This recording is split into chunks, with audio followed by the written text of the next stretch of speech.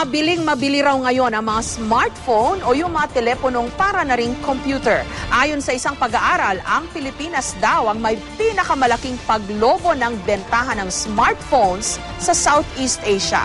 Live mula sa Quezon City, may report si Cedric Castillo. Cedric? Yes, Jessica, gone are the days, ika nga, na ang cellphone ay ginagamit na lamang na pantawag. Lalo pa ngayon ay nagpapatalbugan at lalo pang huma-high-tech ang mga smartphones. Kinakagat pa rin naman daw ito ng mga mamimili, lalo pa ang kanilang social network o ang kanila raw social life kung minsan ay nakasalalay sa iisang pindot ng daliri. Sa paglipas ng panahon at tila patuloy na pag-upgrade ng pang-araw-araw na teknolohiya, ang cellphone na minsang itinuring na luxury, walang dudang necessity na sa ngayon.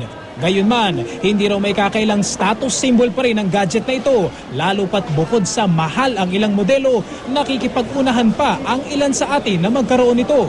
Ang techie na si Bernard, isang linggo nang ipinaparada ang kanyang bagong smartphone kahit na sa Disyembre pa nakatagdang i-release sa Pilipinas ang modelong ito. Siyempre sikat ka pag naka-iPhone 5 ka, parang uy, grabe yun ah. Pag naglalakad nga ako dito, titignan niya, oh, naka-iPhone 5 yun. It's almost the same din, pero mas maganda because of magaang. Sa huling bahagi nitong nakaraang Setyembre, inanunsyo ang pagre-release sa merkado ng iPhone 5 sa piling mga bansa lamang. Pero isang araw matapos ito ilabas, ilang mga tindahan sa Pilipinas ang nagsimula ng magbenta nito, gaya ng stall na ito sa isang mall sa San Juan. 50 hanggang 65,000 pesos ang benta sa naturang telepono. Depende sa size ng memory nito. Hong Kong and Singapore and Japan po. Ang kasama po dun sa first batch ng mga country na mabibigyan ng iPhone 5. So, hindi kasama yung Pilipinas pa? Hindi pa po kasama. So ano nangyari? Paano ginawa ng mga retailers na? Yung mga retailers po, yung mga distributors, nagpa-reserve na po, or yung iba po may mga kamag-anak from Hong Kong and Singapore na nag-purchase na doon. Or nagpa-reserve, nakipila sila dun sa Apple stores dun. Tila wala nang araw katapusan ang pagpapatalbugan ng mga smartphones o yung animoy computer na rin kung gumana. Kinakagat daw kasi ng mamimili.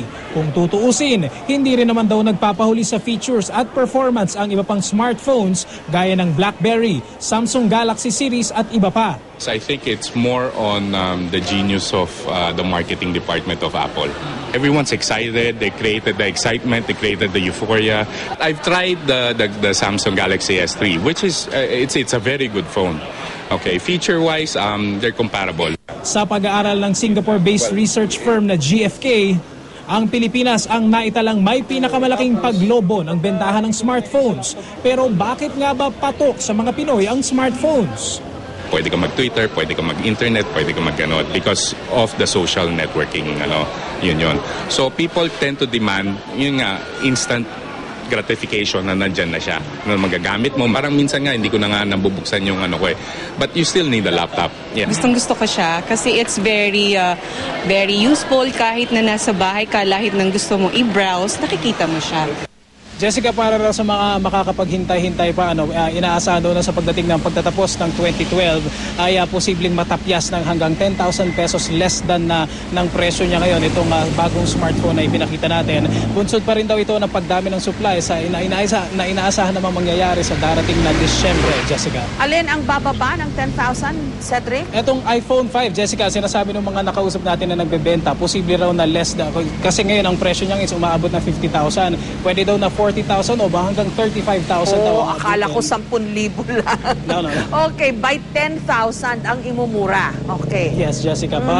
Posible daw na umabot pa hanggang 35,000 pagdating nung December kung kailan i-release na ito sa Pilipinas, Jessica. Okay, ano daw ang indikasyon nito, Cedric, na mahirap tayong bansa, we lag behind our Southeast Asian neighbors, mas maunlad sila ng dihamak, pero mas updated ang ating mga telepono.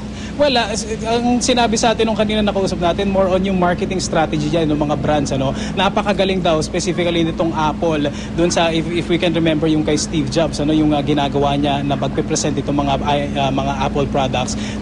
Kumakagat daw talaga ito sa publiko, sa mga mamimili. Kaya naman daw kahit talagang bago at napakamahal, pag-iipunan daw at saka makikipag-unahan pa, Jessica. Okay, kasi nakita ko na yung iPhone 5 na yan. Mas manipis, mas malapad yung screen, mas magaan. Pero Pero basically, pareho lang naman depende sa apps na ilalagay mo, di ba? Yeah, meron daw dalawang apps na magbabago. Yung mapa daw, instead na Google lang, meron daw sarili ng ginawa. Pero mukhang nagkamali doon ng Apple and they apologized for that, ha?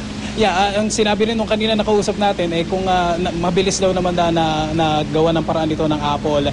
At yung isang sinasabi nila, yung YouTube na apps daw ay wala na rin doon pero pwede naman daw i-download. At ganun din naman daw halos yung mga magiging takbo na, Jessica. Okay, pero kahit yung Android, dapat pagkitin natin, pati yung mga Android na smartphone, mataas din ang benta, di ba? Yes, Jessica, iba't ibang brands nga yung sinasabi ng mabenta ngayon, iba't ibang mga OS. Kumbaga, yung BlackBerry kasi may sarili rin siyang OS. At sinasabi nga nung yung mga nakausap natin ay comparable naman daw itong mga ito. It's just a matter of marketing daw kung paano siya kakagat sa mga mamimili, Jessica. Okay, maraming salamat, Cedric Castillo.